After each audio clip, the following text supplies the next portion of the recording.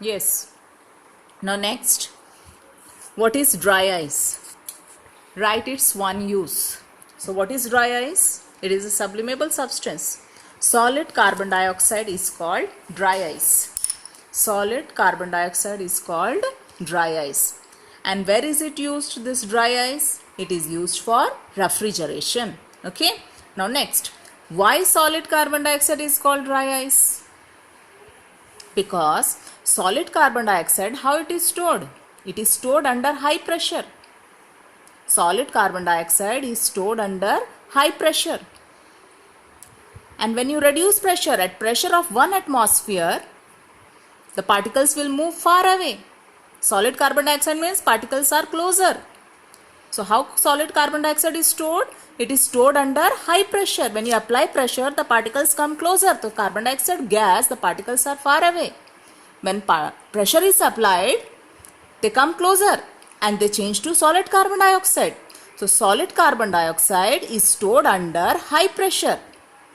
Now when you reduce pressure at pressure of 1 atmosphere, what happens? This solid carbon dioxide directly changes to gas without coming into liquid state. At pressure of 1 atmosphere, the solid carbon dioxide directly changes to gas without coming into liquid state. So, solid carbon dioxide is called dry ice. Now next, two things to note.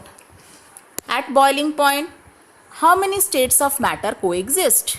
Boiling means liquid to gas. So, at boiling point, two states coexist. What are they? Liquid and gas. At melting point, what happens? It is that temperature when solid change to liquid. So at melting point of any solid, how many states of the substance coexist? Two again. What are they? Solid and liquid. Now next, what is evaporation? So what is evaporation? It is a phenomenon of change of liquid into vapors. Phenomenon of change of liquid into vapors at any temperature. At any temperature below boiling point of the liquid is called evaporation. Means evaporation can take place at any temperature. If you keep a bowl of water for a day, the next day you may say or after 2 days you may say the level of water goes on decreasing. So what is happening? At room temperature this water changes to vapor. So this phenomenon of evaporation, what is it? It is change of state from liquid to vapor. The phenomenon of change of liquid to vapors at any temperature. But it should be below the boiling point of the liquid. Whatsoever liquid is there, it should be below the boiling point of the liquid. That is called evaporation. Now, next, evaporation, boiling. What is happening in these two processes? Same, liquid change to gas. Boiling also, liquid change to gas. So what is the difference? Evaporation, it is a surface phenomenon. It takes place from the surface. The particles which gain heat energy, increases its kinetic energy, break the interparticle force of attraction and change to gas. And from the surface it evaporates. So evaporation is surface phenomenon. But boiling, it is bulk phenomenon. Bulk means throughout the liquid starts changing into gas. Throughout the liquid this phenomenon takes place. So what is evaporation? It is surface phenomenon. It takes place from the surface. And boiling, it is bulk phenomenon. Throughout the liquid it happens.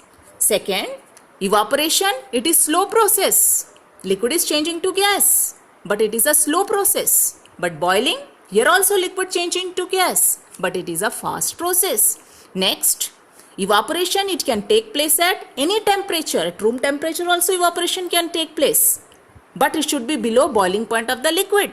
But boiling, it takes place at fixed temperature. And what is that fixed temperature? That is the boiling point of the liquid. That is the boiling point of the liquid. So these are the three differences between evaporation and boiling. So what is similarity between the two?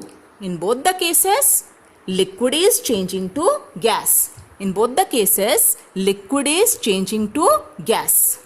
Next, effect of pressure on states of matter. till here what we have studied, effect of temperature on states of matter. Now next what we are going to study is effect of pressure on states of matter. Means when you apply pressure, what happens? So look here, with the help of activity we can understand this. This is a cylinder taken. What is taken in the cylinder? Gas. How are the particles? Far away.